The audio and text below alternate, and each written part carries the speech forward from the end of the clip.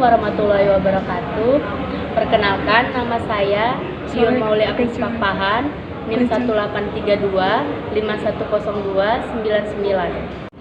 Saya adalah mahasiswa dari Universitas Budi Luhur, kelas karyawan, kampus pusat. Sekarang saya mengambil jurusan akuntansi manajemen semester 4. Saya dari kelompok A2. Dalam kesempatan ini, saya akan menjelaskan tentang materi yang pernah saya pelajari, yaitu mengenai tinjauan, evaluasi, dan pengendalian strategi. Dalam implementasinya, tentu saja strategi dapat mengalami kegagalan maupun keberhasilan. Untuk itu diperlukannya peninjauan dan pengevaluasian. Meskipun dalam implementasinya strategi tersebut telah berhasil, tetap harus dilakukan peninjauan dan pengevaluasian. Dikarenakan perkembangan lingkungan internal dan eksternal yang terus berubah. Oleh karena itu, suatu perusahaan sangatlah penting untuk melakukan peninjauan, pengevaluasian, dan pengendalian strategi. Sebelum penjelasannya lebih mendalam dari materi ini, saya akan menjelaskan mengenai pengevaluasian dan pengendalian strategi. Evaluasi strategi merupakan tindakan final atau tindakan terakhir dalam ilmu manajemen strategi. Evaluasi strategi adalah suatu proses untuk mendapatkan informasi-informasi mengenai bisnis dan kinerjanya, serta membandingkan informasi tersebut dengan standar yang telah ditentukan. Serta pengendalian strategi adalah suatu proses untuk mengubah strategi bisnis yang diakibatkan adanya perubahan situasi dan kondisi, ataupun adanya penambahan pengetahuan dan adanya penyesuaian atas aktivitas bisnis agar sesuai dengan rencana. Ada 3 alasan mengapa perusahaan harus melakukan evaluasi strategi. Yang pertama, karena adanya perubahan antara kondisi dan situasi pasar serta perekonomian di mana pasar semakin berkembang, teknologi yang berubah, serta pesaing-pesaing baru yang terus bermunculan.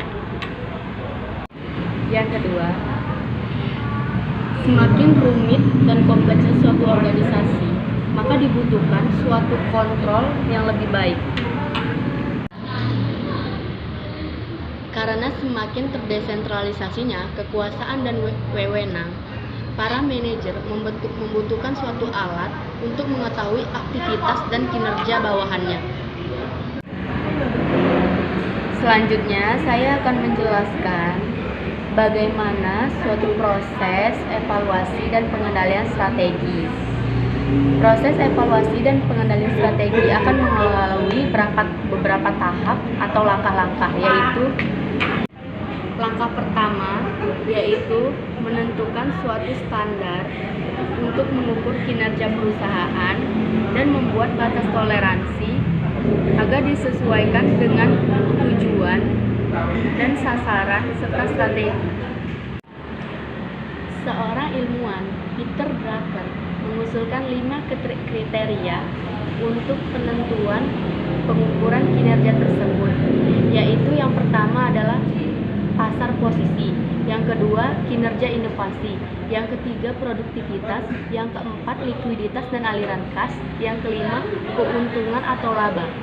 Selanjutnya saya akan menjelaskan proses evaluasi strategi dan pengendalian strategi. Evaluasi strategi mengharuskan perusahaan bersikap kritis terhadap ekspektasi dan asumsi yang ada, memicu pengkajian ulang atas tujuan dan nilai-nilai serta merangsang kreativitas untuk menghasilkan kreativitas untuk mengadakan alternatif dan merumuskan kriteria evaluasi. Kemudian aktivitas evaluasi strategi selanjutnya dijalankan secara kontinu atau berkelanjutan, alih-alih pada suatu periode waktu hanya setelah persoalan muncul. Evaluasi strategi dan pengendalian strategi meliputi yaitu satu, meminta semua unit berbasis untuk menyerahkan laporan keuangan tentang status penjualan dan biaya untuk setiap lini produk termasuk tren dan beban.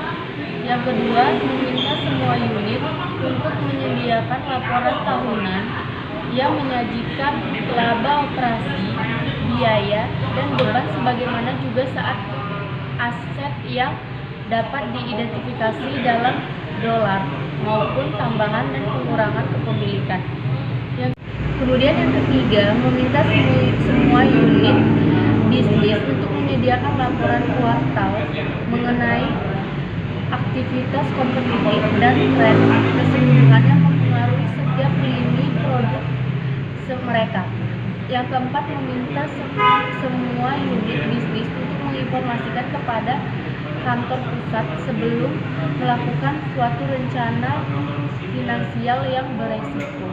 Sistem evaluasi dan pengendalian strategi, langkah pertama yang harus dilakukan yaitu kita harus menentukan apa yang akan diukur. Kemudian pengukuran harus berkaitan dengan kuantitas, kualitas, penetapan waktu, dan harus bisa diperiksa secara objektif. Pengendalian strategis, praktis, dan operasional membentuk hierarki pengendalian yang sama dengan hierarki strategis. Selanjutnya adalah mereview basis perumusan strategis untuk melakukan review atas basis perumusan strategis kita. Kita harus menyiapkan matriks IFE yaitu internal factor evaluation dan matriks EFE atau external factor evaluation yang telah direvisi berdasarkan kondisi saat ini. Bandingkan antara matriks EFI dengan EFE yang telah direvisi dengan matriks EFI dan EFE yang sudah ada. Dari situ kita akan bisa menjawab apakah akan terjadi perubahan yang signifikan atau tidak. Materi yang selanjutnya yaitu mengukur kinerja organisasi. Kegiatan untuk mengukur kinerja organisasi terdapat 3, yaitu yang pertama membandingkan hal yang diharapkan dengan hal yang terjadi atau aktual. Yang kedua, menginvestigasi divisi yang terjadi. Yang ketiga, mengevaluasi kinerja individual dan memeriksa progres yang telah dibuat menuju sasaran yang telah ditetapkan. Materi yang terakhir dari penjelasan saya yaitu melakukan tindakan korektif. Aktivitas paling akhir dari rangkaian evaluasi strategi adalah melakukan tindakan korektif yang mengubah posisi perusahaan agar lebih kompetitif di masa yang akan datang.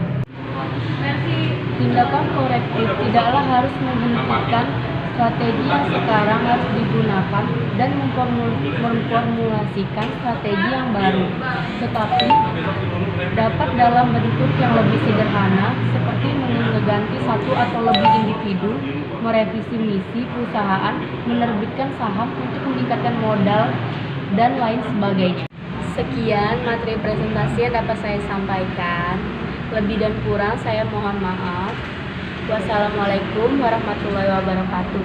Terima kasih telah menonton video saya. Jangan lupa like dan subscribe.